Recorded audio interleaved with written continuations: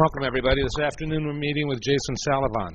And Jason's been in Chicago. I don't know how long Jason's been in Chicago. I think we'll find out more in a moment. You know, he and I work together a bit. I don't think I ever represented him, but I've included him in a few different kinds of exhibits. I think what he does is pretty damn special. When I was working at McCormick Place, I commissioned him to do a large backlit photo montage kind of piece. Maybe we'll find out more. Jason, it's a pleasure to be here in your studio with our group. Thank you very much. Thank you guys for coming. It's nice to have you here, and I'm happy to talk about sort of my story.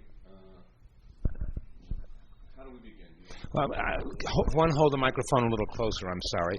And two, I like, where did you grow up? I'm from Texas.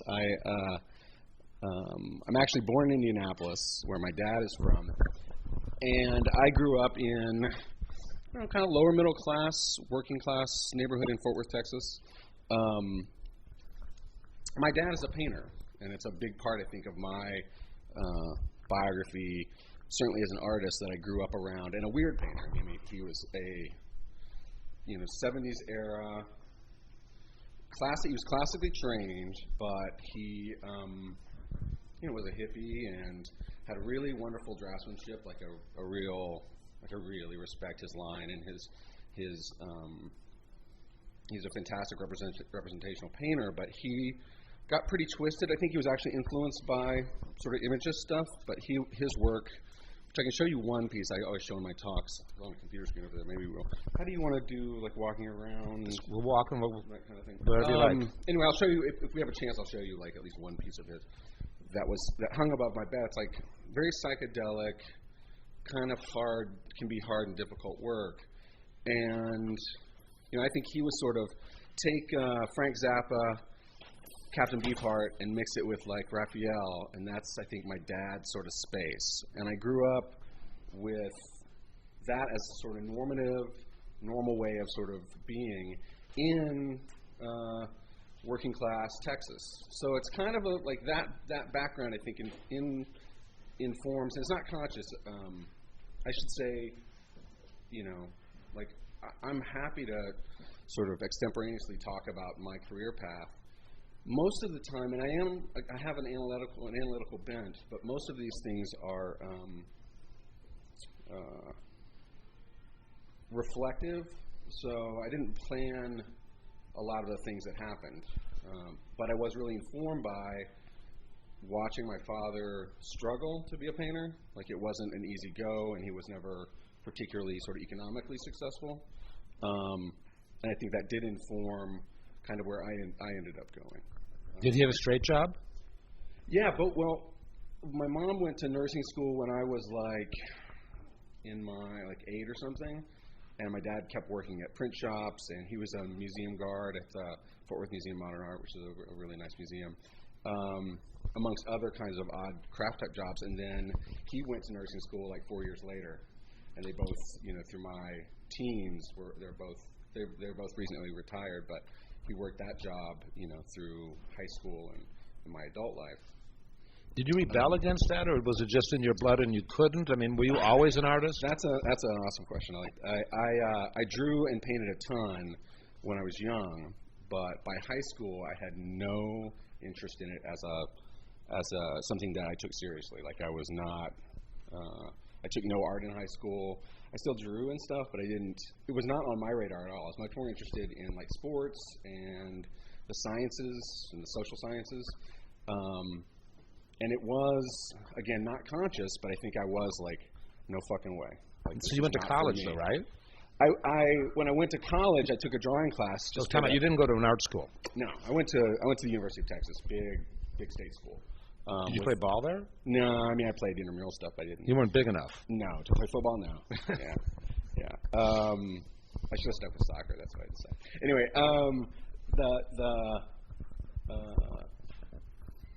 no, I went to University of Texas without knowing what I was going to do, like a million other kids, and took a bunch of stuff and took a drawing class.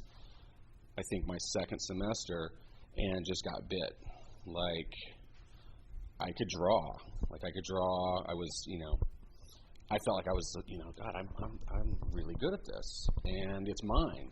And that's a lot of it. Was like I was away from home doing my own thing, and I got to own it, and I wasn't sort of overshadowed by. I mean, my dad has a real talent and an energy, and he was painting. He stopped painting 10 years ago. But he's still now he makes sculptures and weird stuff, and but. Do you still draw now? No, I wouldn't say I draw. I do notes and diagrams and doodles and little things, but I don't. This is a sort of another branch of the conversation. I think I've shown one drawing ever as an adult artist. See, these are the kinds of things we draw out in these conversations that I never knew about you that I just find really fun. It's a conscious. I had a moment. You guys probably don't know, or maybe you know Jeremy Blake, who's a deceased artist, but he was in the early 2000s. There was this sort of vanguard of interest in artists who use computers in some way, and Jeremy Blake was a very, very, major. Was recognized as one of these young artists, and he did a whole painting show, and I always thought he's qualifying to the art world about, he's being defensive about the kind of art he does, and so this is a compensatory sort of move. I've always been really proud of the tools I use and the way I use them, and I like drawing, but I don't. So all right. So you graduated from University of Texas? Yeah. So and then what happened? So somewhere in my undergrad, I started taking computer programming classes, computer science classes, and I was taking art classes, and those were the two principal types of classes that I was taking. I was taking microbiology and psychology and other stuff, but those were my two majors, and at somewhere in there, I knew I was interested in sort of a unifying of these two really divergent, this is the early 90s, what people were seeing as these two really divergent things. What the fuck do computers have to do with art and creativity? I had some real instinct at 20 that I wanted to work these things together. And that wasn't popular. So I was drawing and painting, but I started doing these weird collage things and other, in my senior thesis show, I showed a piece of art that I might even have a version of it around here somewhere, where I wrote software to generate this thing. And I had some sense that was, I think the result was underwhelming for me, but the process was super exciting, really passion-stoking exciting. I would, I had I had an old Mac. So that Macintosh SE that's sitting up on that shelf. Yeah. That's the computer I used to make art. So I wrote some software on that thing to generate these little tile pattern things, and they had a lot of variety, and I was proud of them. But the cool thing to me was I literally had an old dot matrix printer. I'd set the thing running. I'd wake up in the morning with 50 of these things printed. You made art in your sleep. Yeah, I'd wake up in the morning and go, I called it farming, I was tending this sort of system that generated stuff, and all of that felt super fresh relative to a kind of traditional art making process, and I just was super excited about it. And I also saw this will be there's untapped. This is a whole open space of untapped stuff. There aren't too many predecessors, are there? People who are doing there are, but they're not a lot. There's not a lot. I mean, there's Manfred Moore. There's lots of interesting guys in the 70s. I know Manfred, yeah. There are lots of interesting guys in the 70s. I mean, some of this comes out of a conceptual art space like Saul LeWitt. I mean, Saul LeWitt to me is a proto computational, algorithmic, whatever kind of word you want to use, artist. This idea of writing a recipe. John Cage also, these ideas of sort of designing systems that conceptual artists are really interested in. It has a lot of contemporary sort of resonance with artists and designers and lots of people who sort of design systems for other people to It's a really insightful awareness. I mean, I wouldn't have thought that, but as soon as, like this class, as soon as you say it, it's sort of like, duh. I teach at the University of Chicago, and when I teach this stuff, this is sort of, these are the paths I want to walk students through. I mean, early Ellsworth Kelly. So Ellsworth Kelly, the painter you guys are probably familiar with. His early work in the 40s and 50s, he would take like a pile of leaves, drop it on the ground, sort of do a tracing, take that, cut it up, rearrange it, and then sort of generate these paintings off of this sort of kind of harmonic dance with natural process, right? So it's like, and everybody sort of, it is cliche to think of computation and computers as these sort of stale, cold, clinical devices, but they allow you to simulate the same kinds of like harmonic dances. So anyway, that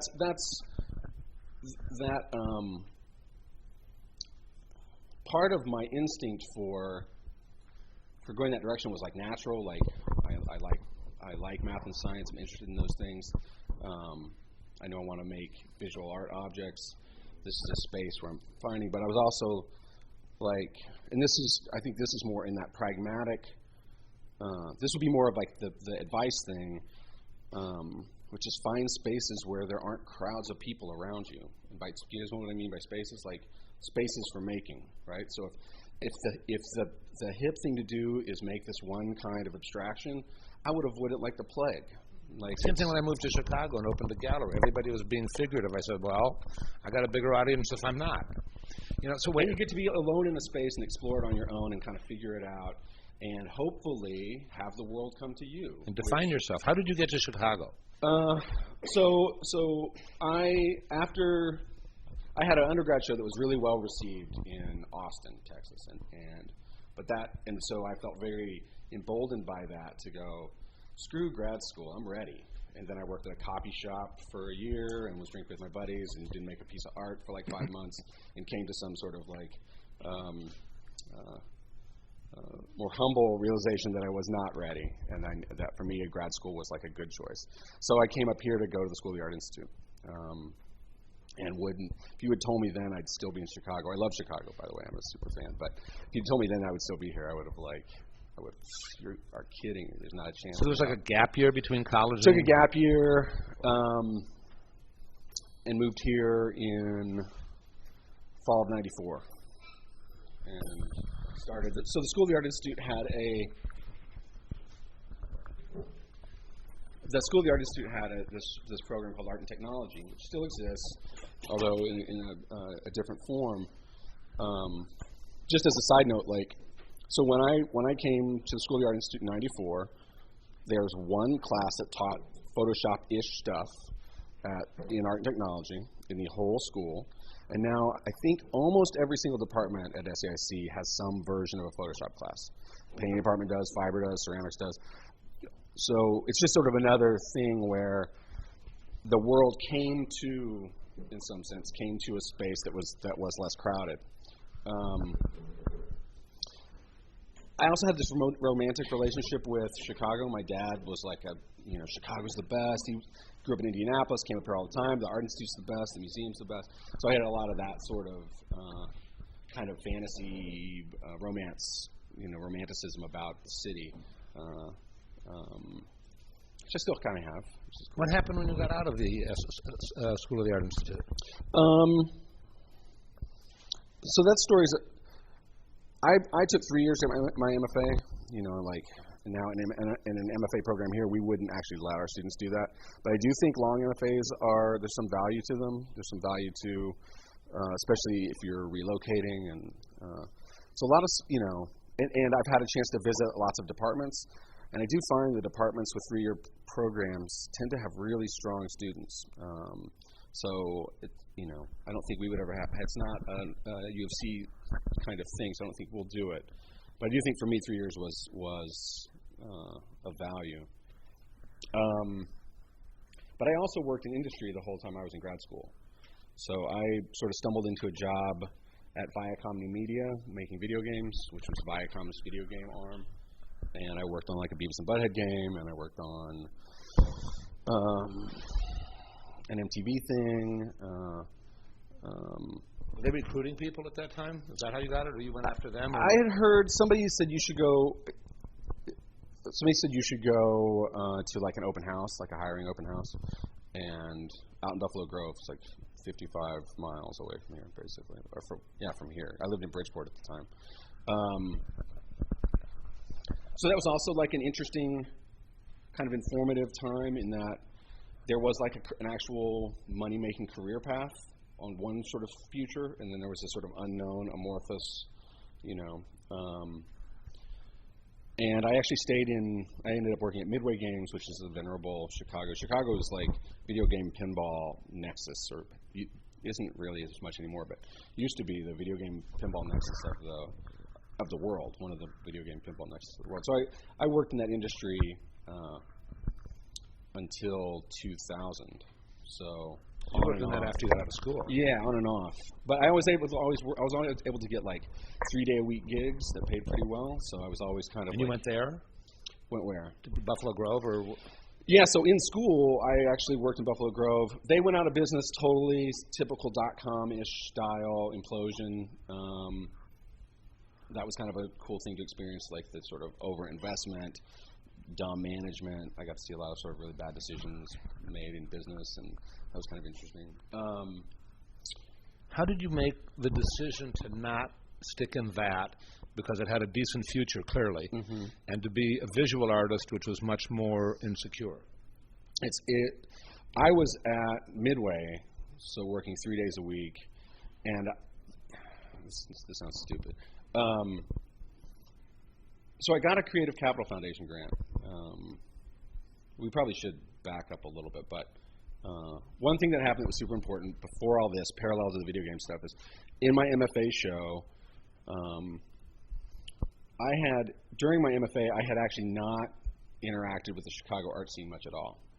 And the recommendation is, and I would totally agree, go visit galleries, go be a fan, become a fan of artists and art and galleries, and go to things. And I wouldn't even, my advice to my graduate students is, it's not about, immediately dropping off your slides. It's about, actually sincerely being interested in a place, being interested in their program, showing up month after month at openings, and then at some point you will have a natural conversation with somebody that will open the door for you to give someone your slides, or That's pretty much what we talk about a lot. Yeah. And we hear it from a lot of different people. Yeah. And this isn't what you did.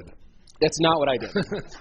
It's not what I did. That's why I'm telling you this, because my story is slightly different. But I would totally. That is the playbook. I mean,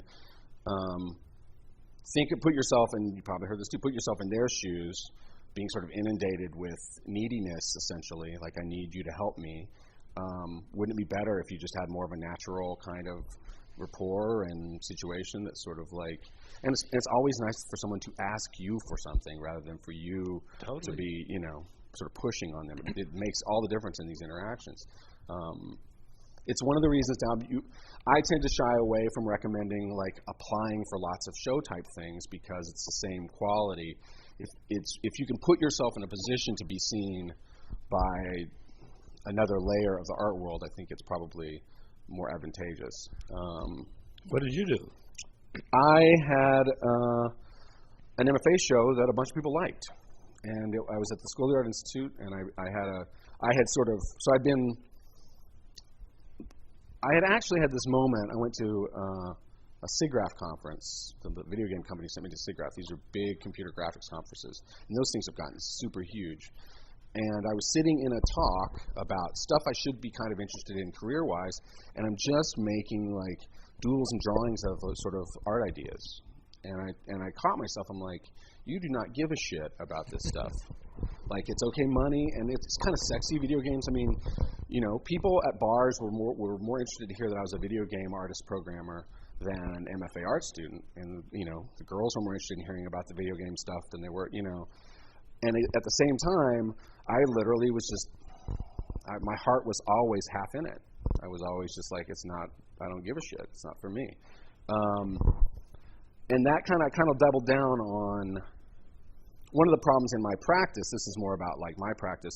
I was making stuff that was generated lots of ephemera, but didn't sort of talk to the white cube, didn't sort of talk to an audience that was sort of aware that we had this shared space of art history and understanding what art was. So I was doing these things that weren't quite working in the end, and I kind of doubled down on that cigarette thing happened, and another side story to that. Does Jerry Saltz still come and teach at the... Yes. So I was in his first class at the School of the Art Institute, his first seminar. You guys know who Jerry Saltz is probably, yeah. And he was super generous. He did this really super generous thing where he took all the grad students to New York. He didn't pay for it, but he didn't put us up. But he basically, if you guys come to New York as a group, as a seminar group, I will walk you around the New York art world. It's beautiful. It was awesome. It was awesome. And a bunch of interesting little stories came out of that. But the upshot of the entire story was we're walking around these galleries, Gagosian, these other spaces, and I'm watching Jerry sort of interact. I was like, oh, this is just people. Like, these are just, like, more people. That's another thing I say all the time. Look. You know. And it was a visceral kind of feeling. Like, oh, shit, this isn't, like, unattainable, like, you know, it's so far away golden ring stuff. It's like, oh, yeah, it's just, like, people trying to make their business work and their life work and make all kinds of different decisions based on that. So those two things were like, oh, you've always, you know, why don't you do this thing you've always wanted to do? Why don't you get a little serious about it? And that was in the actual practice of making art. Why don't you get sort of serious about, instead of being just an explorer of these interesting computational ideas, once you start making some work. I had a come to Jesus moment about that, and kind of doubled down and started making specific kinds of work. My work responded to those instincts. It's not conscious. Like I started thinking about the white cube is the way I can put it. I started thinking about art objects and discrete art objects and things like that. And picture making, like you'll see, I have a real still, I'm not making pictures as much right now, but I have this long relationship with just making pictures. Like that it's okay to make a picture.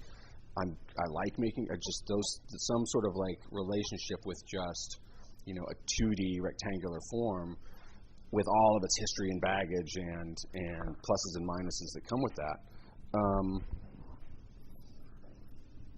So what was I saying? I don't know what I'm talking about.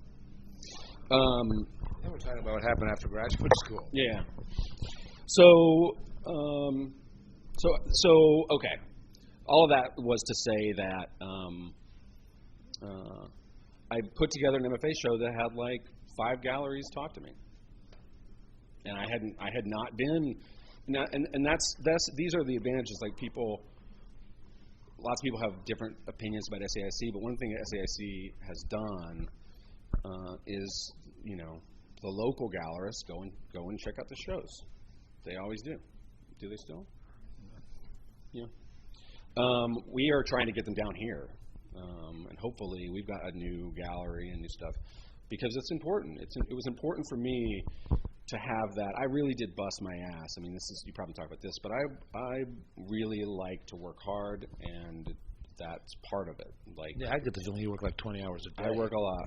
Did you, as a result of your M.F.A. show, did you begin a relationship with a gallery? Yeah. So I had like 5 galleries, sort of at least to various degrees, sort of talked to me. I sold work right out of the show to a kind of prominent person in town who's got herself quite a deal at this point. And all of that was like necessary. This is another part of it. Like, I think I have mixed feelings about this. There is a really, I think, important and valuable cliche about sort of being true to yourself and just do what you're going to do without regard for externals. That's a sort of a cliche of art, and I agree completely. On the other side of it, without some kind of cyclical feedback, without energy in, and that can take a lot of forms, without energy in, I would not have been able to sort of like continue. I needed something to come from this. It could just be positive, you know, hey man, good show. It could be whatever, but that cycle for me is like a required part of the thing. Yeah, I feel the same way. It's hard to work in a vacuum, and by working with others, like I learn something from every webinar or discussion that we have. I get, and I've had my opinions totally changed from previous courses on a number of items because somebody says something and now it resonates. Right. And I don't feel like I have to originate everything. I have to own it, but I don't have to create it. Right. And then go from there. You're saying something. I'm saying like at that moment, and I've had other moments. That moment, I had really like kind of put my whole emotional thing into that show while I'm sort of tempted by this other career path. And I don't know what would have happened, but it was really fortunate that I got some strong positive feedback. It made a difference. I don't know what would have happened otherwise. These are interesting but what questions. happened then? So I got picked up by a gallery, and actually, I talked to Salt, I talked to some advisors about which of these galleries should I be taking the most seriously, because I didn't even know the scene, and a good gallery, and this is where I'm going to get into trouble because I don't want to talk shit about anybody. A good gallery, a good gallery in town that's still around that I don't work with anymore, offered me representation, or kind of went through a process and took I think I had work so I graduated in '97. I think I had work in the '97 art fair, when the Chicago Art Fair was really right. I think he put work in that fair from my M.F.A. show. And that was good. Those things are good.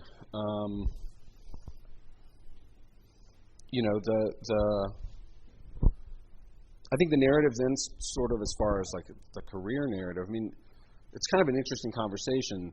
There's like the career narrative, which is, I think, a little bit of like external things, what happens to you in your work.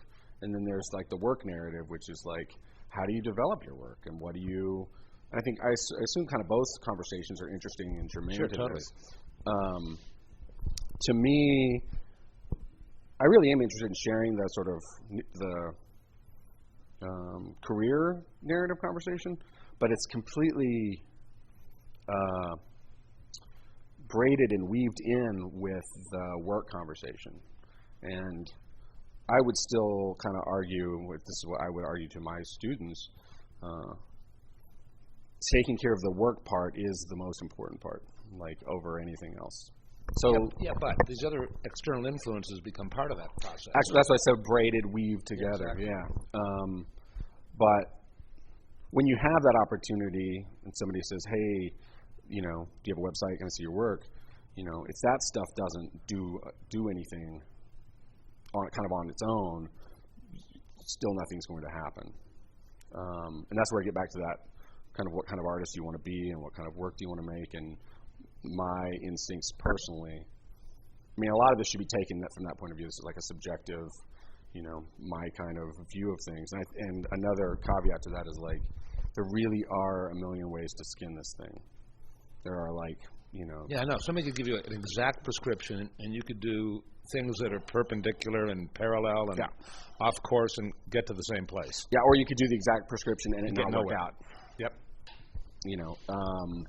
That's why you got to do what feels right for you as the individual. Yeah, it's that thing about kind of living a life where opportunities happen. So it's like, what is luck? That question of what is luck, and I think it's about like kind of living a life that sort of invites opportunities, and then some of them work out and some of them don't. Well, let's talk a moment about how your work has changed since you've got out of school, and what facilitated or prompted that change.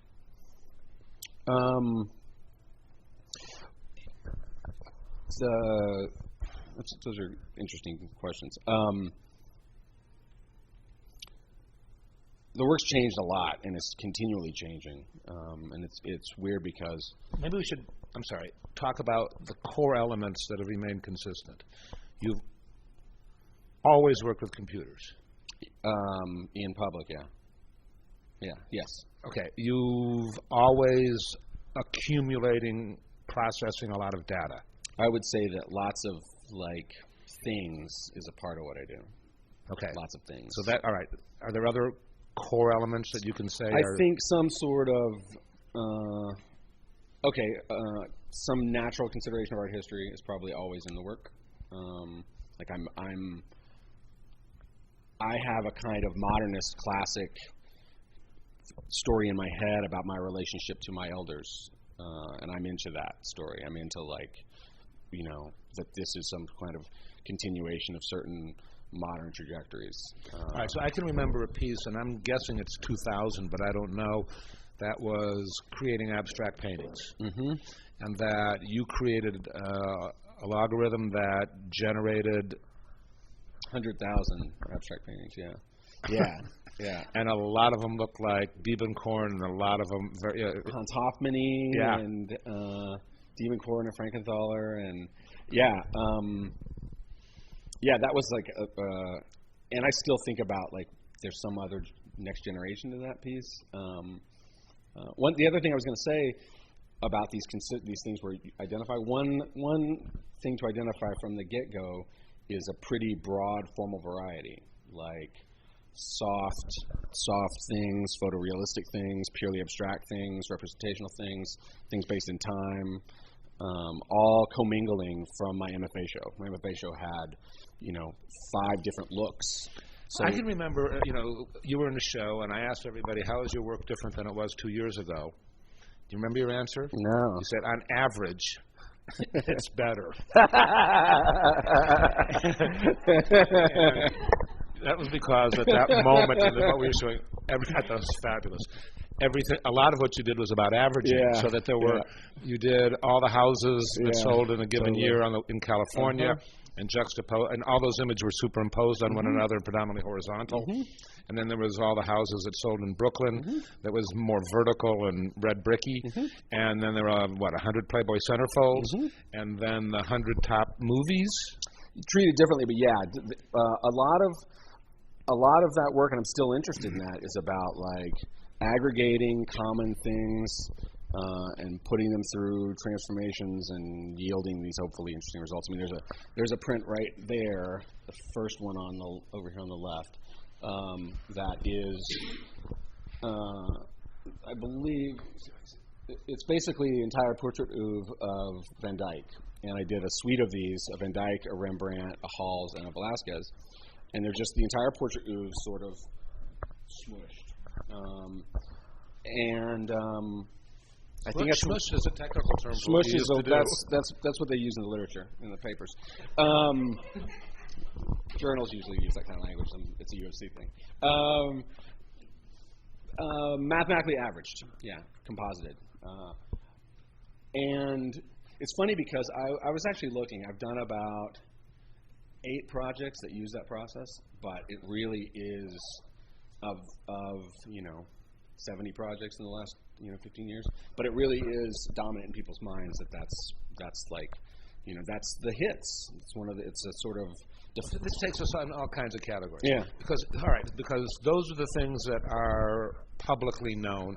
Then you've done some, really significant commissions that are not necessarily seen by an art audience. I don't know where to go with this. How did you get to the commissions? Well, let me say just for a second about this. There is something in this. I think this happens to lots of people who work in culture. And you guys know this term like meme, the meme, the sort of idea that spreads through. Some of these particular projects are very friendly to sort of mimetic spread, right? They're easy to talk about. Once you see them, you get them. So they lend themselves to that kind of like, and I had, I was getting blogged, like those pieces were getting blogged like crazy in 04 or 05, right? And it was like early, like if Twitter had been around, these things would just be, that's not conscious, and I don't even know that that's that great. It's a quality, and I don't know, like, I feel like our culture is starting to embrace, like, how do I get that quality? I wouldn't recommend artists try to seek that quality. Those pieces kind of had it, but it wasn't because I was looking to make things that can kind of get encapsulated in a tweet, essentially. But it's an interesting quality.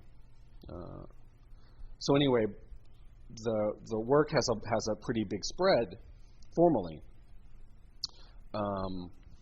which has always been fun for me.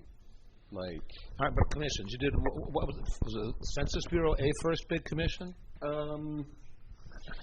Yeah, I'm finishing a second Census Bureau commission right now. If we have time, I would love for you guys to test it out. I mean, it's really early still, but it's a interactive thing, and I need more people to sort of beat on it and find out how it breaks and things like that. Let's do that. But how did you get this? Is that an early commission? So one of the things I mean, this luck opportunity question is interesting to me. I was writing software to make art, and I had some relationship with art history in the year 2000 when we really got attracted to, computers and the internet and eBay and Amazon and these things. And museums did shows, and we're looking for who's doing this kind of work. So SF MoMA and the Whitney both did shows in 2000, 2001 on digital art, some sort of big digital art, and I was lucky to get work in the Whitney show, or not, whatever. Lucky, fortunate, and a New York dealer. We're now bouncing around, but a New York dealer who was really significant in sort of getting my work into the universe, picked me up in 2000, right, based on shows and work and a Creative Capital Foundation grant.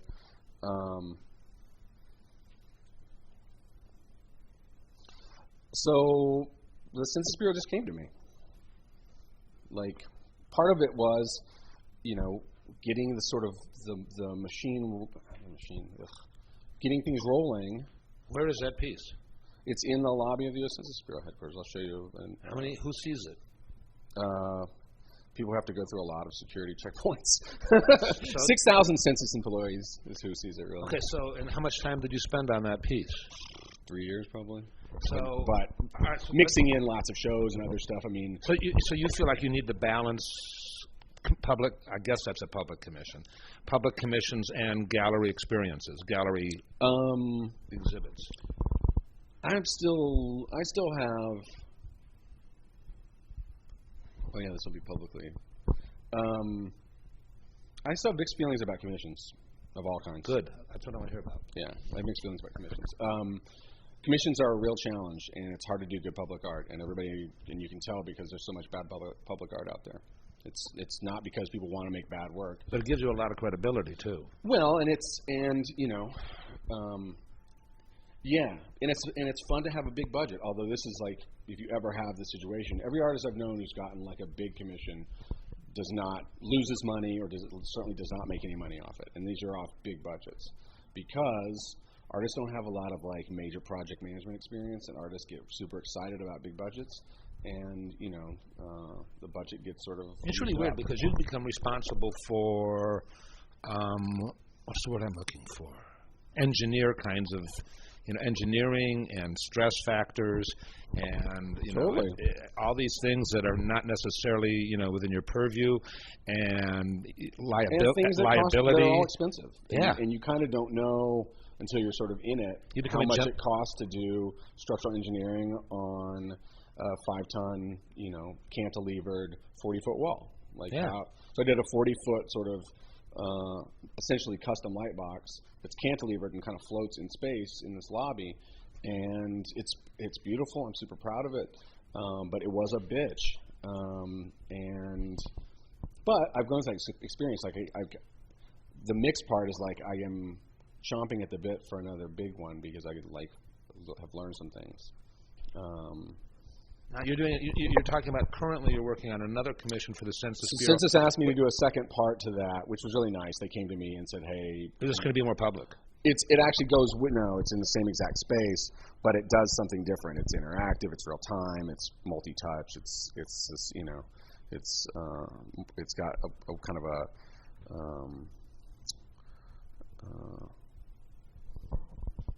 explanatory quality where it sort of sheds light on the big installation for that audience. What kinds of commissions have you done that see a large audience?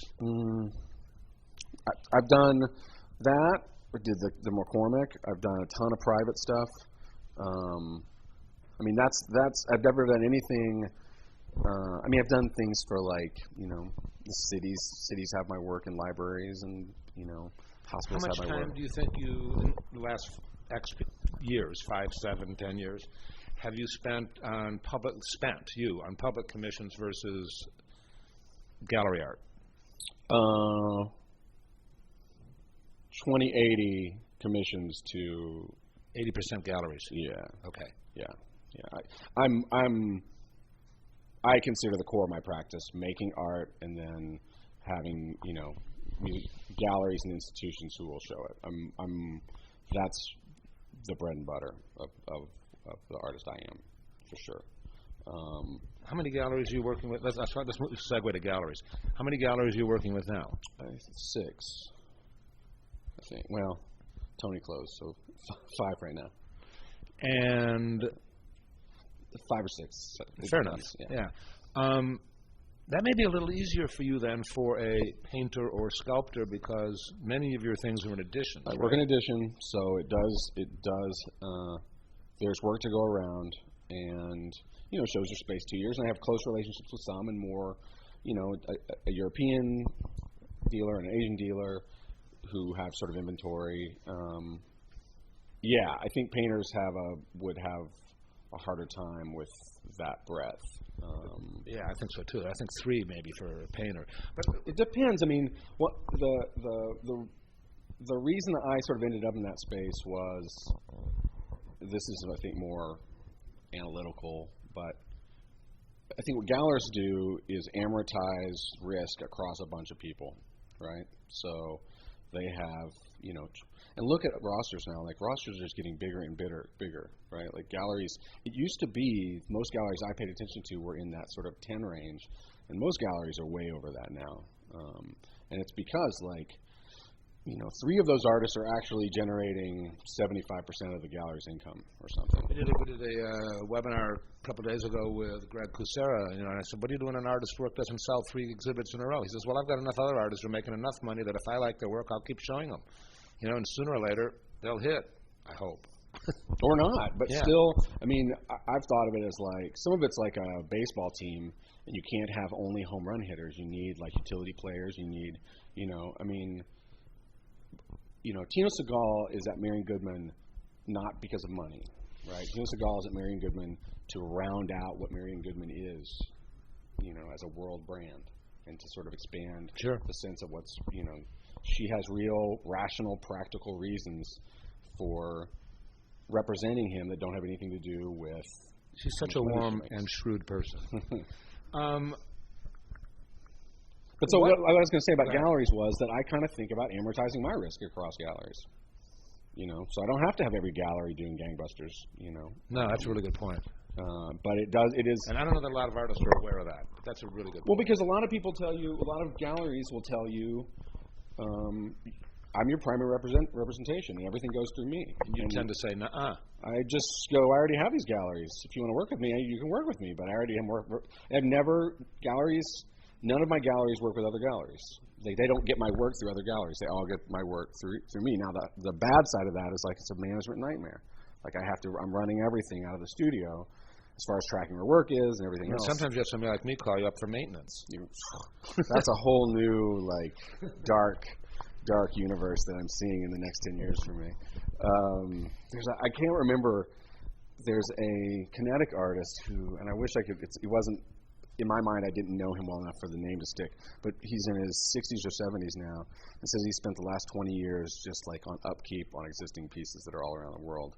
And I'm just that sounds horrible. One thing you could do, maybe I should paint. Maybe you could, but you could say, I'll take care of this through the end of 2014, and then if you want additional help, there's a maintenance contract that you need to participate in, because I need to make art. I don't know if you know John Simon Jr.'s work. He basically has contracts and stuff. So that's probably a new frontier for me. It's just what portion of your work is static in terms of physical pieces, and what part of it plugs in and is dynamic? Yeah, we could count. It's more I'd say it's probably 60-40 static to dynamic, but everything I'm doing right now is dynamic. Everything I'm doing right now talks to the internet in real time or something, and I'm really interested in stuff. And right now I'm making, you won't see it here except for that little lamp you see over I'm working on installations and things like that that have actual physical elements, and I've got a nice sort of exhibition schedule that I'm sort of excited to sort of work through. Do you ever do one-person exhibits that are solely static pieces? I don't think I've ever done a show that felt. I think I've done little things where somebody else go, let me put you in the back room and I'll put 3 pieces up or something. I don't think I've ever done like a major solo that I was like really fully focused and invested in that just had print work. I don't think I've ever done that. I've always had some element that was beyond that or different than that and intermixed from, like I say, from the time of my. Do you feel like you're misrepresented if people are only looking at the static work? Yeah, I don't. I'm okay with that. I mean, okay. This would be another piece of advice: is not to overly try to control what other people do with you and your work. To do the best you can, let the work sort of tell its story. Have a good website. Have a website that's sort of representative that you feel good about. But like, I don't go fight about being. I don't go. Okay, this is an odd example. So my last name is pronounced Salavon, not Salavon, which everybody says Salavon. I don't take any. I don't correct people on this. It's just not. Hey, it just goes out into the world, and the world sort of does what it will do. And the way to fight the battles with the world, if you're interested in that, is to make more stuff that sort of like tells new parts of the story. I do. Because the hulls, those averaging pieces are probably the last ones I see myself doing. I kind of like to say that and let people know I think that chapter is closed. But, the chance you have to correct people as to what kind of artist you are is to do it in your shows, and to do it in the work you make. On your website, how much work? I mean, you make a lot of work that's moves, not so much physically, but video, etc. Yeah. How much video do you have on your website that reveals? Lots. And how many sales happen? I mean, I bought a piece of yours solely from seeing it on the website. Yeah. How many other people do? I don't. Some. But that's so. Everybody. It's funny because everybody would think, well, since he uses technology, he would be a really good person to talk to about sort of how social networking and things like that.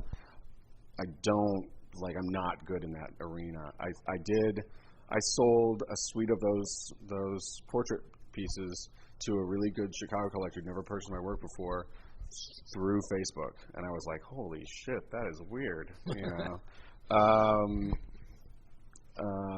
it was, it wasn't directly through. It was like just through a set of sort of things that led to a sale. But that was odd to me, and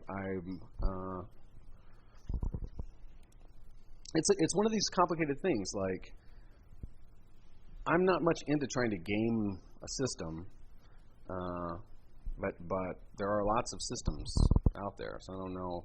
I kind of like this idea of like putting your best out there and then letting the kind of universe sort of work it out with you. You've been lucky that way. You're a strong personality. You make strong art, and you let them come to you to a large extent. I do. Now, all right, I want to open this up to questions in a moment, but we started, and I don't know that we've answered.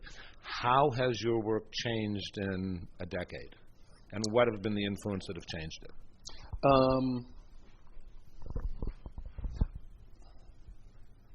On average, it's gotten better. There you go.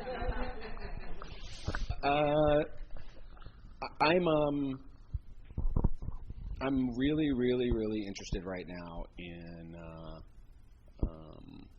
bigger experiences in spaces, and right now I'm like really interested in kind of fucking with interactivity and not necessarily.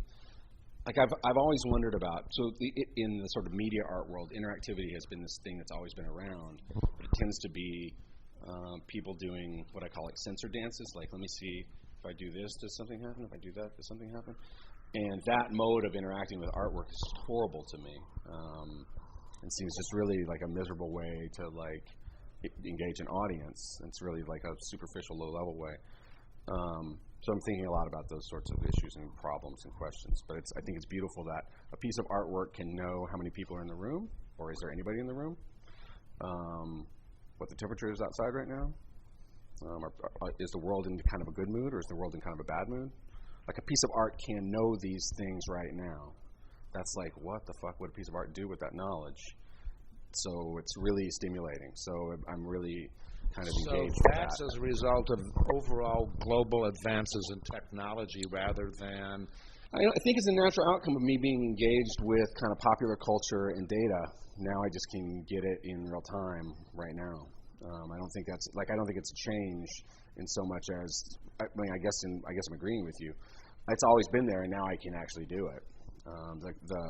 The Creative Capital gave me a grant in 2000 for something that I never did, really, and they're super cool about it. Creative Capital. Was that a grant you applied for? So yeah, Creative Capital.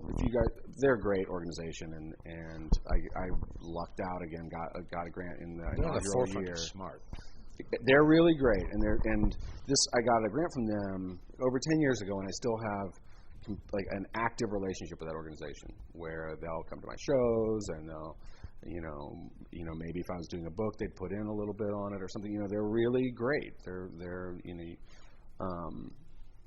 was also another one of those times where it's like that. This is now going way back. The $10,000 Creative Capital grant made me emotionally feel comfortable quitting a good-paying job at Midway Games. I got the grant, and I quit 2 weeks later. Just with 10. It gave you confidence to go forward. It just was like, I'm like, okay, I'm just going to do this. I already have, I've got a gallery, I've got a thing. I'm just going to do this. I've got a little bit of money. I'll be okay for 6 months. I'm just going to do it. And I didn't work again until I started here. It's like Let's talk about that for a minute. Yeah. So you came to, many people come to teaching art out of necessity, monetary necessity, because their career isn't making them enough money, and or because they genuinely believe in teaching and they want to share that, etc. Mm-hmm. How about you? I really love teaching. I love the interactions with the students. I found it really invigorating. I was not looking for a teaching gig, and someone contacted me about an interesting opportunity at U of C, and I started exploring it, and the further it went, the more I realized if I'm going to stay in Chicago, which I really would love to stay here, this is the best teaching job I'm going to find. There's not going to be a better teaching job for me than this job. How much of your time does it consume? A lot, but I have a full, busy studio practice, and I have a very good situation here. So you don't feel like your studio practice is compromised as a result of teaching? Much. Well, what I was going to say was no, not at all, but I'm like, well, it has to be somewhat, because I used to just only have a studio practice, and now I have a studio practice and a full-time teaching job. So it'd be, certainly I have a bunch of time where I have to do other things, but it's incredibly in sympathy with my studio practice. How many classes do you teach? 3 or 4 a year. Let's go back to the studio practice. Do you outsource anything? I have quite a bit of help from assistants. I have 4 sort of part-time assistants, a couple doing really technical work, so that's really helpful. Are they former students, current students, or not students? That sort of thing. Yeah. Mostly. Although, one person is a guy my age from the video game industry who helps me with really, really interesting, complicated problems. Who's a PhD in electrical engineering. And, so that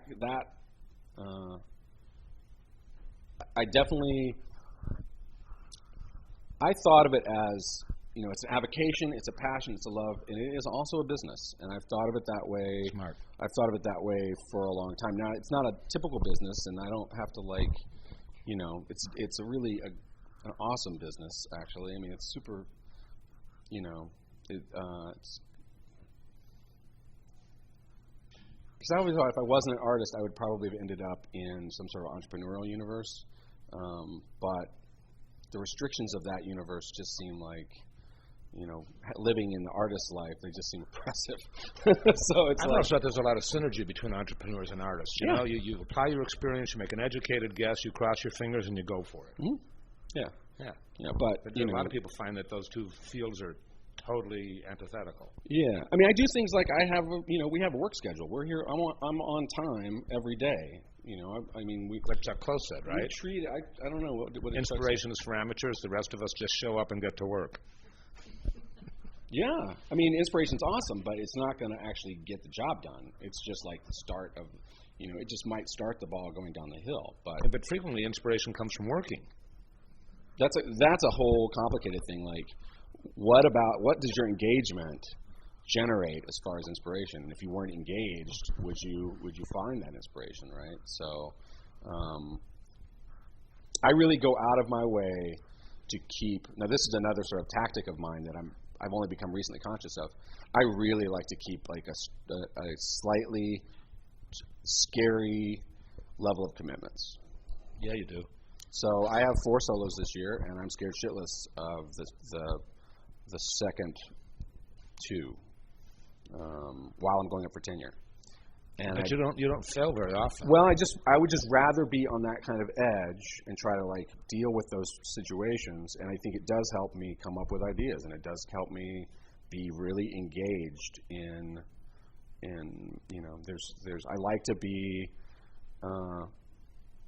so I would not make this comparison at all. Like I'm only going to use this as an example of some analogy that I aspire to or something, but Phil Jackson observed that Kobe Bryant doesn't really start playing until they're 6 points down. Like that's part of his sort of like motor is to be, a little bit down. I do, but it's funny because I make this observation, and I've only recently come to this thing like, why are you scheduling like 4 shows when you're up for tenure? No. What the fuck?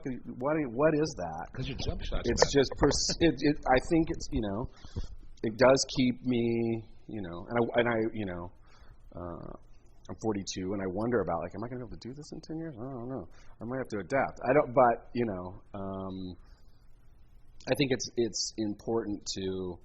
This is back to that external internal thing. It is important to set for me. It's important to set up like external sort of hurdles or markers that kind of like make it fun, exciting, and a little scary to be an artist. And also, here's another part of that just sort of occurred to me. It also, in inverse, it takes a little of the pressure off, because if you don't do something quite right this one, there's one right around the corner. There's another one that's coming, and it's not, there's other opportunities to sort of like address something that you ended up thinking were. It generates better work, I think, frequently. Michael Darling did a webinar a while ago, and he said he's looking for artists who work outside their comfort zone because he finds it more creative, more original. And I think to a large extent, it's part of what you're saying. Yeah, I think so. It's freeing. It is. So with that sort of like sense of being on a tightrope a little bit, it is freeing for me in that I'm just reiterating, but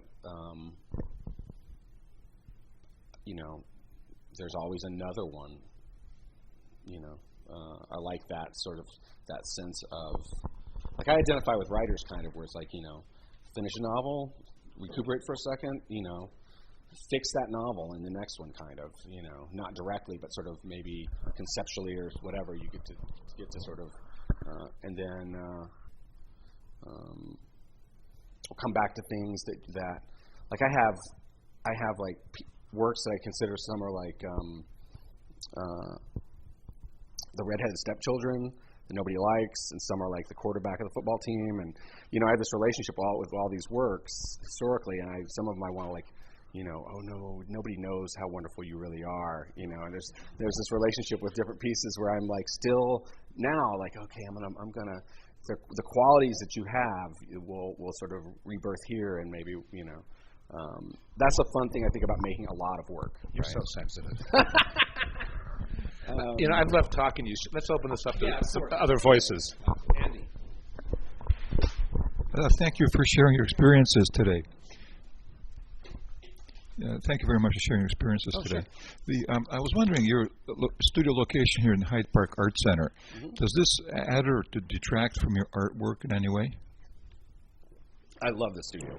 I love this. This is probably my favorite studio. I had another one that was really I liked a lot too, but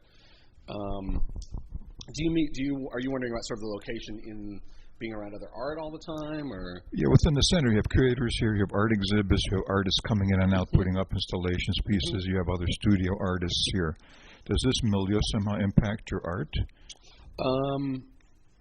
I'd say the probably not directly, like the things you're talking about probably don't direct for me necessarily, but having this bank of studios is all U of C faculty, so having my colleagues around is super fun and interesting, and we have really interesting odd people who will wander the halls. The Art Center itself is a really cool institution, and it's nice to see all these shows come up, and I'll run into work that blows my mind. The guy that Scott Space shows, who does little raunchy drawings, did a whole huge show from here. They were fantastic. I should know his name. No. Anyway, I stumbled upon work that I find incredible, but it's also just, for me, and this is back to practical stuff, it's got a parking lot, it's got a cafe, it's really secure, it's 24-hour access, it's safe, I feel I've got some stuff in here, it's secure. I'm actually going to be moving to the old art building. So U of C has, if you guys don't know, have a great big massive art tower that's now open. It's really wonderful. I recommend you go check it out. And some of the faculty are moving into the old art building as they rehab it, give it a little slight rehab. So Jessica Stockholder, my colleague in chair, has now moved in over there.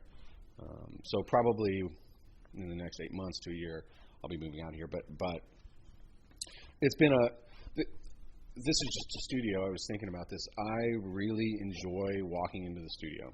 Like, I get warm fuzzies at my studio. I sleep here on that thing. I drink way too much coffee, and and I put on loud music, and I like to be here. I really, and I can't say that about every studio I've ever had, although most of them I have. I don't know if you guys talk about studios.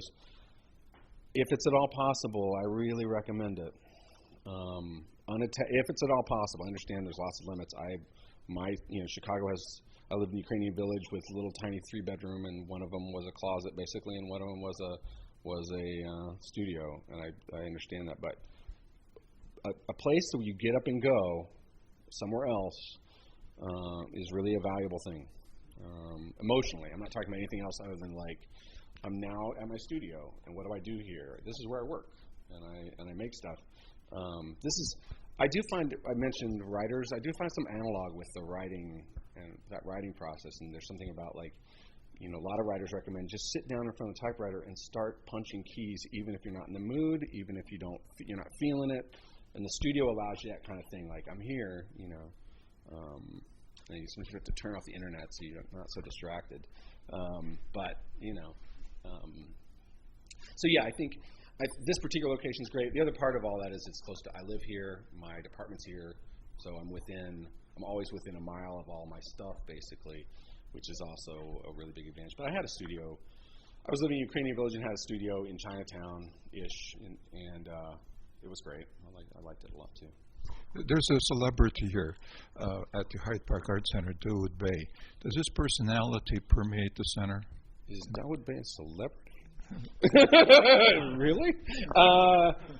No, I wouldn't say that. But he's a great guy and a wonderful artist. And yeah, there's lots of people at the Art Center.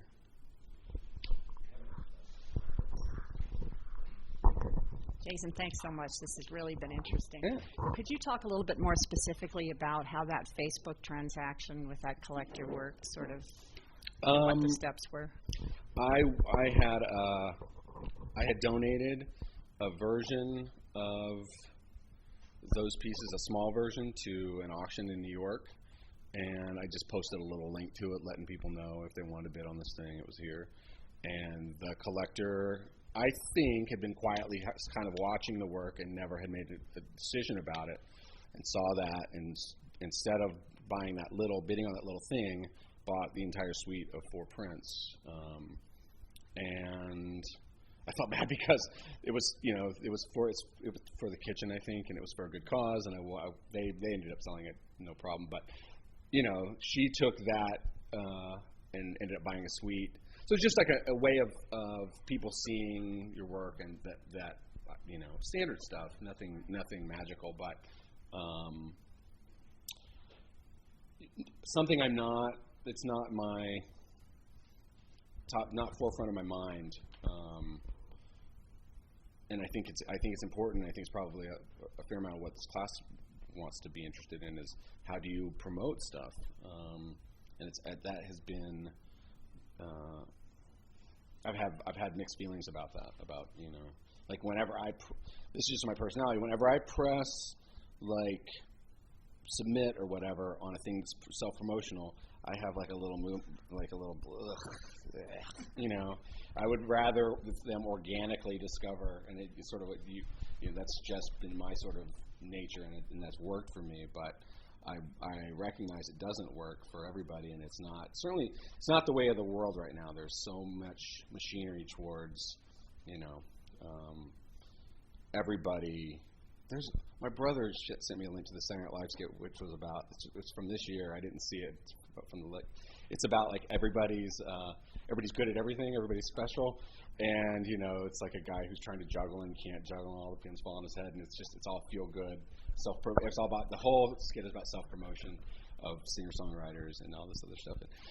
I have mixed feelings about all that. Like, what is it in this culture now that's got like a constant spew and spigot of voices and activity? It's a new model for culture, and I think it's influenced my work. I'm thinking a lot about it in my own work, like this sort of multitude of voices where we used to have a much more hierarchical kind of like you go up through the ranks through some sort of accepted doorkeepers.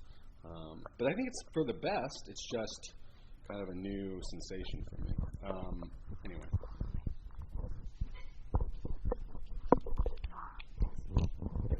Thanks for speaking with us. This has been really cool. I'm really interested in finding out more about what are the things that are actually becoming, I don't know if they're really subject matter or what then are the spark that then become the quantifiable material, for example. Like, how did you decide to use like these suites of portraits, or how did you decide to do the real estate things? Like, how is that that information coming to you, and why did you choose it? I appreciate that question. It's almost always intuitive and personal. Like, I just have a little zing of my own interest. So the Holmes piece from way back when, I didn't actually make a purchase at the time, but I was shopping for houses online, and that sort of blur of images became like, oh, they are, in some sense, they are all the same. I mean, they're not. But I think, like we were talking, one of the features of the work is a sort of tension between everything is a unique snowflake with its own intrinsic magical value, and everything's all the same. And there's 7 billion people on Earth. That to me, complex and possibly contradictory sort of way of looking at subjectivity and objectivity has always been a really interesting place in the work. So it's like the houses, each one of those houses are obviously to someone unique and special things, most of them or whatever. And then at some point you see 200 and they do all seem to look alike. That kind of like navigation has always been interesting. But specific stuff is really just like kind of comes from where I'm at, like in life, like things I'm interested in or things I'm stumbling upon or whatever. Things are getting a little sloppier right now in the work, and I'm wondering why. I'm not quite sure. Things are making less sense than they have in other parts of the work. I'm kind of curious about that. But I tend not to, in process, I tend not to reflect too much on why are you making this choice? Is this a good choice? No. More just trust myself and then reflect maybe later. I mean, it's not to say that I'm not sort of engaged with a kind of internal critique, but I try not to let those voices be too strong when I have a really strong instinct about a good thing to do. You know what I mean? To not let, I mean, maybe this is useful. I wouldn't recommend letting kind of voices that are sort of second level voices that are, you know, wondering about the value of a thing or wondering about what this, constantly sort of asking you to second guess yourself. If you have like a really gut kind of instinct and trust in the thing, it's safe to go for it. And then, so that's how I make decisions as far as like specific content. And then there's this really other process that's kind of like, for me, very fun, but you know, like writing computer software and managing teams and making things happen, that kind of like some of that stuff that's maybe more akin to like architecture and other kinds of production spaces. But I enjoy that stuff too. I've been eyeballing those three pieces over there in the middle of that cluster. I really like the color palette. Which ones, the little ones? The one that you have the larger print against the wall over there, and then the two underneath it. Yeah. Kind of reminds me of Klimt on the bottom left and Paul Klee on the right. I really like the color palette, and I was just curious if there's computational or mathematical stuff at work in those. So the one with the, I think it's a keen kind of thing, and maybe this would be interesting for you. These are really, really large pieces. They're bigger. I don't have any of them here, but these little ones over here are 6 feet tall. They're massive, and they're really highly detailed. The one with squares is 1 week of HBO. It's just an entire, and each square is an hour of HBO, streaming as sort of pure data. And the one on the right is 1 week of ESPN. The one you said was Clay? Yeah. That's 1 week of ESPN. I'm really interested, and then this one over here on the left is a week of CNN. They're all treated differently, like the formal sort of construction is different, and that's kind of a newer thing. But in the end, it's all the same material, every single frame of a week's worth of television uninterrupted. And this is, you know, for me, that's that Cajun thing where let me set up a universe of possibilities and let whatever happens, happens. I was really hopeful that HBO would be radically different from ESPN, would be radically, that they would have different general, I mean, I was kind of blown away by HBO's sort of tonal, kind of restricted tonal range, like old mastery kind of tonal range. I'm not sure I think about, well, it is, you know, they're showing narratives, and it's just narrative after narrative after narrative, and that's maybe the tone of narrative. So you set up the physical structure that the data goes poured into? Yeah, that's a way of, I think that's a fair way of thinking about it. I mean, you know, those concentric squares, each one is like a little moment in time going backwards. So the center is old and the outer edge is new, and then each one is another hour.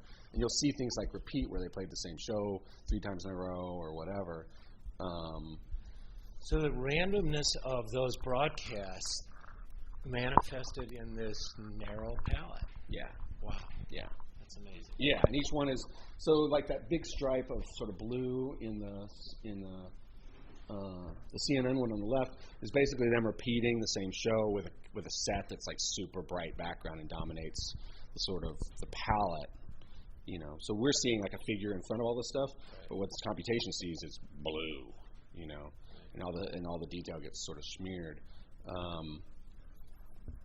And that some kind of like this isn't to say I don't try experiments and dump things. I do try things and sort of dump them, but some kind of instinct about, I bet these 3 different networks will have a sort of, those 3 networks I actually watch with some regularity, so that's super important to me that it's like something I identify with on a personal level. And that as a suite, they would do something to talk about like the stream. Like, this is somebody else asked what I was, I'm really into the stream and the spigot of information right now, and tapping into the spigot and moving the spigot. This is that real time, like whether it's a Twitter feed, which is a kind of spigot, or HBO, which is a kind of spigot, or an old newspaper, which is another kind of really slow dripping spigot. These are all sort of like, and now we just have, all of our orifices are being crammed with these spigots, and I'm interested in that. But just to finish, I'm also interested in like having an object that hopefully does something purely visual, purely sort of like aesthetic, that maybe does resonate with, what was the first one, like Klimt is who you used, or I would think like a little more old mastery, but like something, that.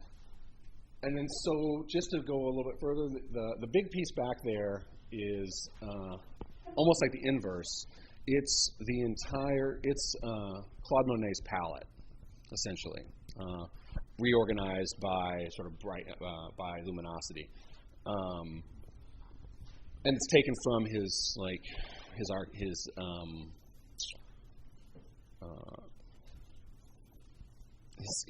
sales at auction.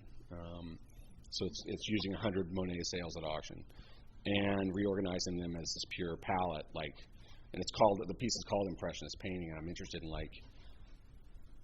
this is sort of dark or maybe, but sapping it of its sort of prettiness and then sort of reformulating it in a different kind of, for me, pretty thing. But each of those lines is a piece of the palette.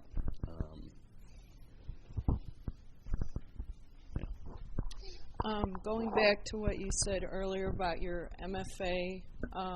Program, and when you had your final show, and you said 3 galleries were interested in you.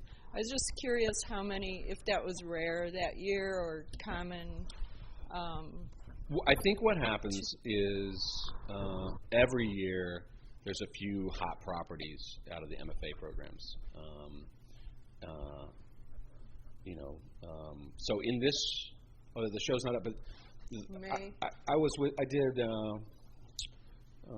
helped curate the show that was here, which was this M.F.A. I think we call it Ground Floor, and 3 of those students were already working with good galleries in town.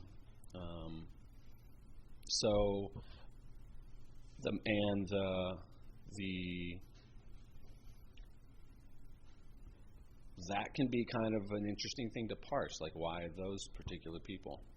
Sometimes it's really obvious, that's outstanding, unusual, striking, that's doing something to me that I don't have done to me much by work or by young work. Other times you do kind of ask questions about I'm not sure I'm seeing what all the hubbub is about. Yeah. But I feel the same way about movies that I see, and I feel the same way about music. So it's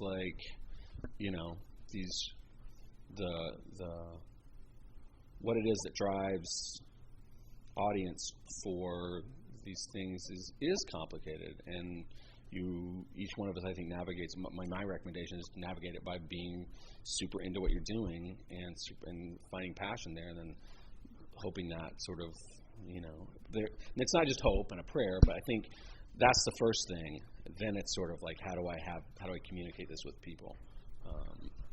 But in any case, MFA programs are valuable for lots of things. One of the things they are is that they are kind of an entryway to gallerists, and gallerists are oftentimes an entryway to institutions.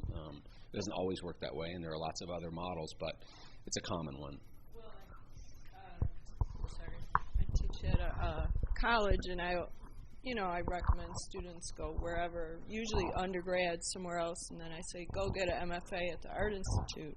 And it seems like I didn't get an MFA at the Art Institute, but another college, but it seems like it sort of has a nice little...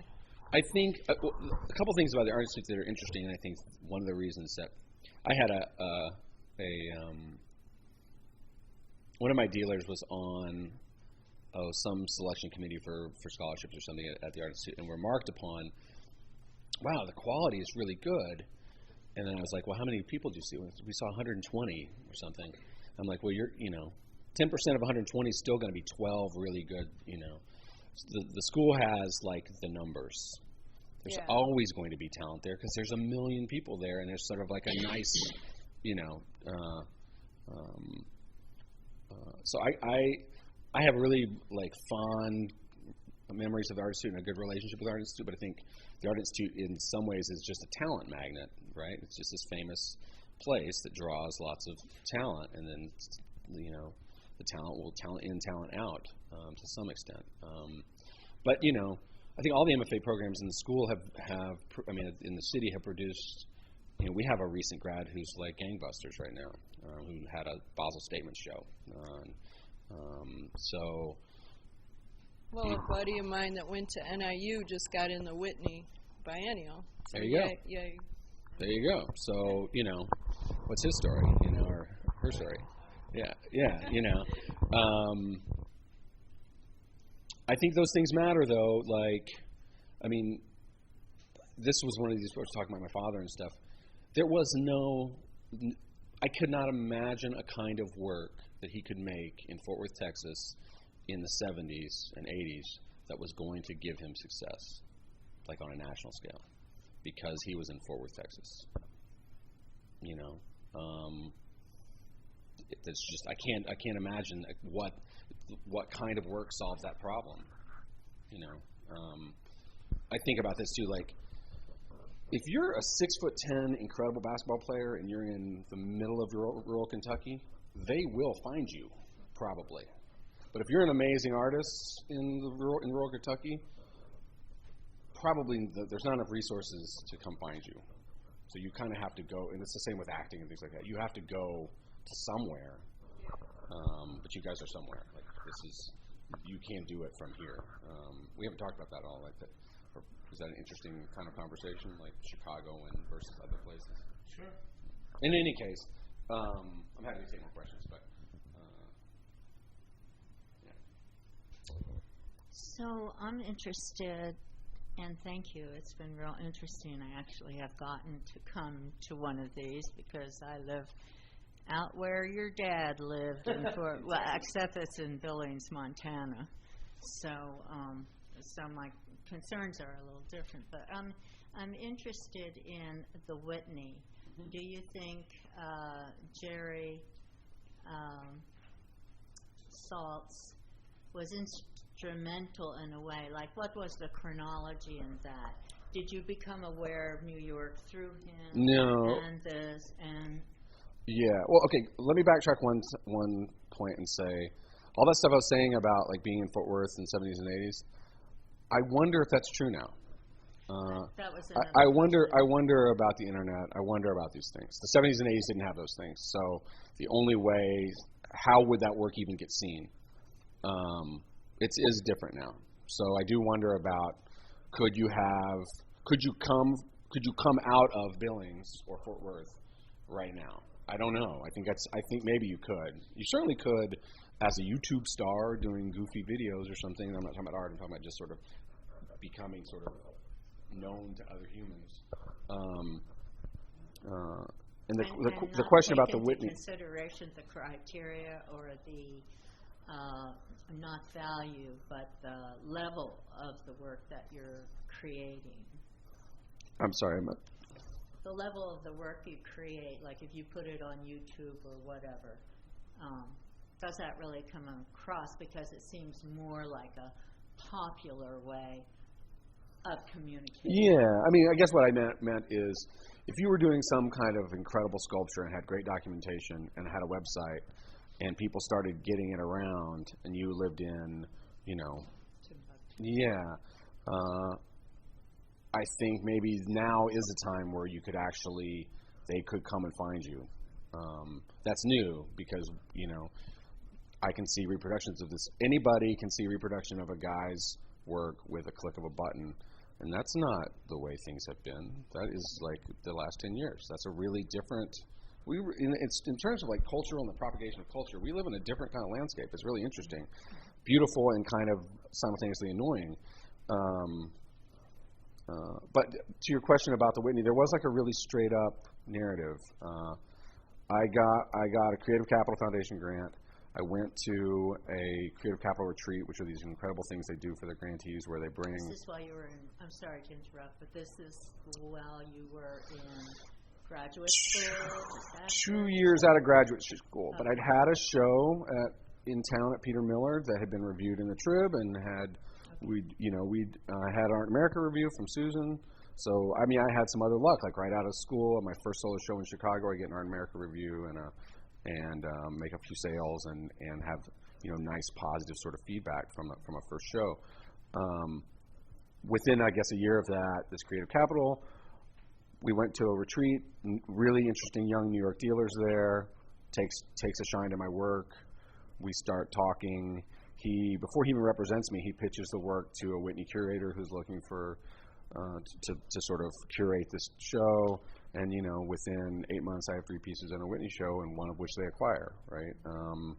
Those are like the relationship parts of the story where Christian Hay, the dealer, was super hot, interesting young dealer who liked me and had the ear of this curator.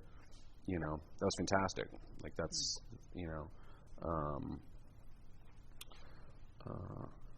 but hopefully, I think at that moment, hopefully the work did a lot of did the heavy lifting on all this. That's one's hope. It had to be good to begin. That's one's hope, that the work is doing the heavy lifting, and that's just getting passed around. I guess I have this interesting anxiety about the way we pass around information now so quickly, and maybe with it's a kind of an off topic, but I'm thinking a lot about the quickness with which we gobble up newness right now. How do young artists navigate this? How much not integration, but involvement with your work, I would assume, because they're complex and you can spend a lot of time looking at them, so that the engagement is really, you're wanting that kind of longer engagement with the piece. I do. Yeah, I do. I mean, sometimes I think I'm just like a closet modernist, essentially. Are we wrapping up? Oh, okay. I have a lot of questions. I've been in billings.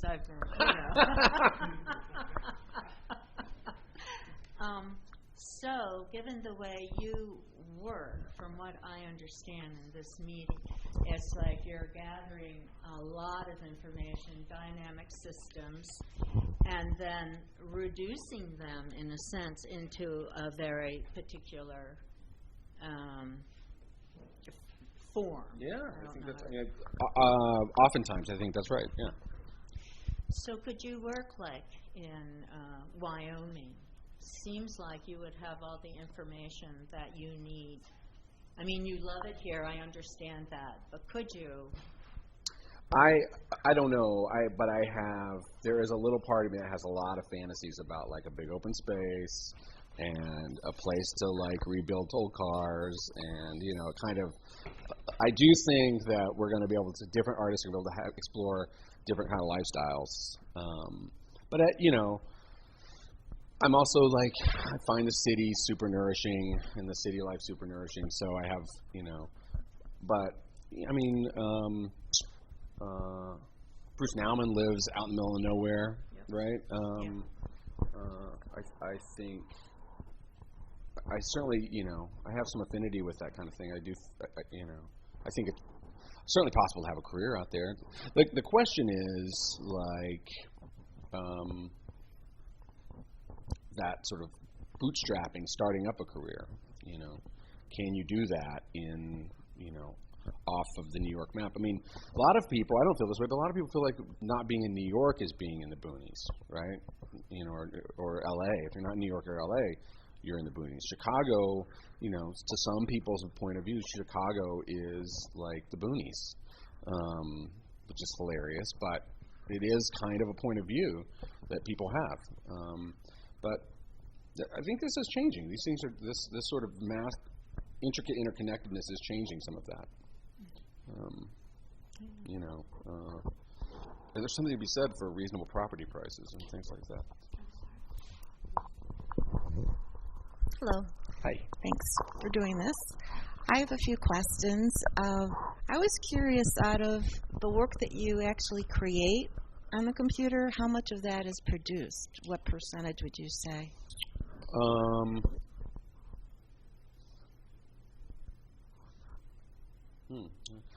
Most all of it, but I have kind of a weird process that's essentially, I think, akin to doing drawings and sketches and lots of stuff. So I do a lot of different kinds of prep work that kind of helps me decide whether something's going somewhere or not. So I have a lot of like, I guess I think it's an interesting question. There's a lot of weird, half-done, oddball things sitting around that have never seen the light of day. There's a bunch of that stuff. But usually once the ball gets rolling, it becomes a real thing.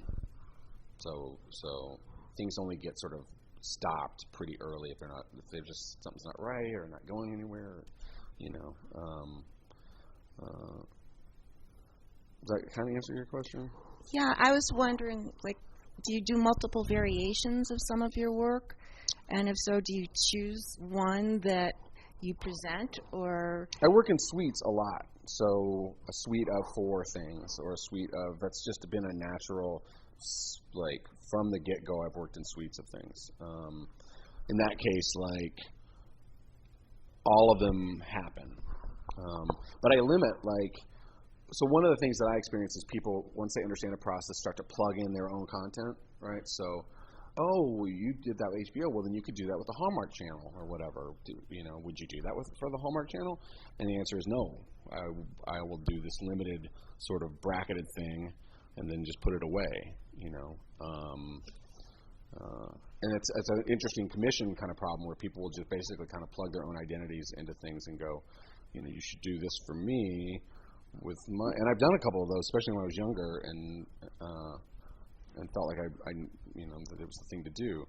And I've learned that some part of me doesn't like doing it, and so I say no. But so to answer your question, I don't have a lot of that kind of stuff. Like most of the stuff, once it's a finished project or something that's mature, I'll do those and produce all of them. And there won't be like side variations that I guess occasionally there'll be something I try and don't like, but most of the time I kind of, in that way, it's kind of a conceptual art project where I'll follow it all the way through once I've set up sort of the constraints of it. Okay. And I was wondering how digital art today is accepted by the public and also the galleries, and which galleries do you think are the most valuable for digital art?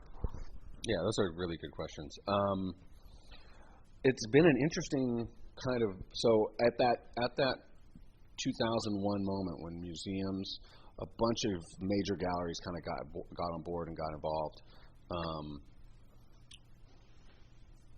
Museums are all involved, but nobody's involved to the extent I would have expected 10 years ago. Like, it's been a little slower burn than I would have expected. I'm curious about that. But, you know, I'm fortunate to be in a show at the Metropolitan right now that features, photography is a world that's really sort of gotten digital and sort of embraced it. The photography universe has been very sort of, because it's changed photography, it's changed the actual process of photography. So the Met has a show called After Photoshop that goes with a Before Photoshop show. And it's about photo manipulation real broadly. So, you know, so in that sense, the Metropolitan's involved. I mean, you know, people are involved. But, and I would make an argument strongly that in the last 10 years, some of the most recognized and important painters that people consider most important are basically sort of digital artists working on canvas. So like Julie Moretu is essentially, you know, she does all the stuff in Illustrator, projects it and paints it, but all the construction, all the thinking is really computationally informed. It's just that in the end product is handmade. You know, is just because you did this with your hand, does that, you know, that's an interesting kind of thing, but it's really about kind of a way of thinking of space and form that's super computationally dependent. So in that sense, it's, you know, I think it's almost like mainstream, but yeah. Okay, so you just mentioned this show at the Metropolitan.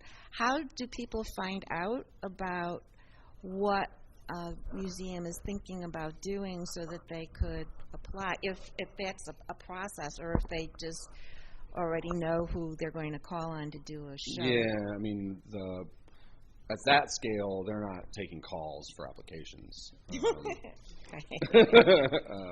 But I mean, I think it's. I don't mean to make light of your question. I think, but that's one of these.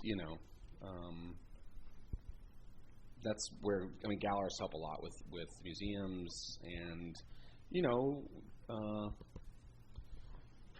the narrative for how that happened. I'm not quite sure if they purchased the piece. And that was through, it happened at an art fair, but I think it was a long time in the making. So that sale happened, I think took a long time. Yeah. Okay. Just real quick, how do you determine the size of your work that you're going to make? Yeah. And then I was going to ask you about grants and what you think, which grants are best to apply for. Size is a great question. I try to think a lot about scale. This is that instinct thing where work kind of tells me kind of what it wants to be. So the portraits are like portrait size. That kind of told me naturally, why don't you be the same size as a Hals or a Rembrandt in the territory? Some things are so dense that I want them to be big, Yeah, it's kind of like listening to the piece. It's an interesting problem, though, because if you're looking at it on the screen, it's a really different thing.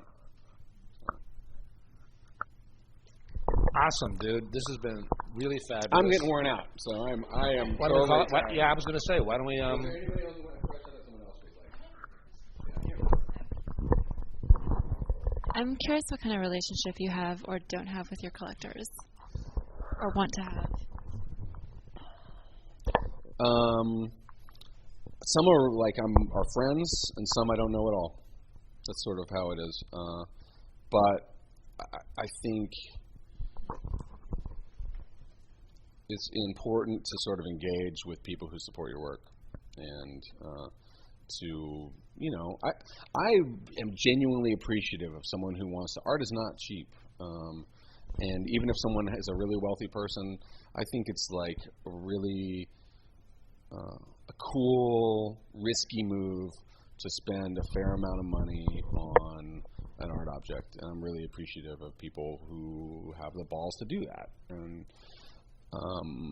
so I try to show people how appreciative I am without being, we're all just doing our own different parts of this dance, I guess. But to answer the original part, I have some that are I consider like close friends whose weddings are major events I would go to, and then some who I've actually just never met. That's part of it with having all these out of town stuff. I don't know. I have to kind of harass dealers to tell me who they sold something to. I don't even know sometimes work ends up places. There's a piece of mine hanging in a nice hotel in Boston that I have no freaking idea how it got there. I don't know. I really don't.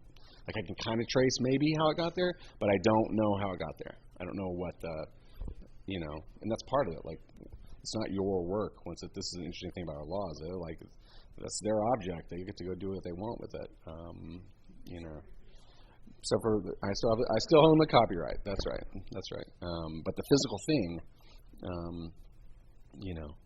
So I've started to have experiences with stuff showing up at auction, which is really an interesting who we And since mine's editioned, sometimes I'm like, who put that up? I don't even know.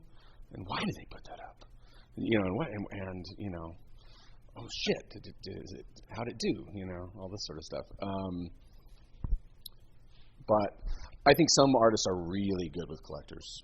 Some of it's like a superpower for some artists. I don't have that superpower, but I'm appreciative. So. We're appreciative of you. This has been awesome. Final comment.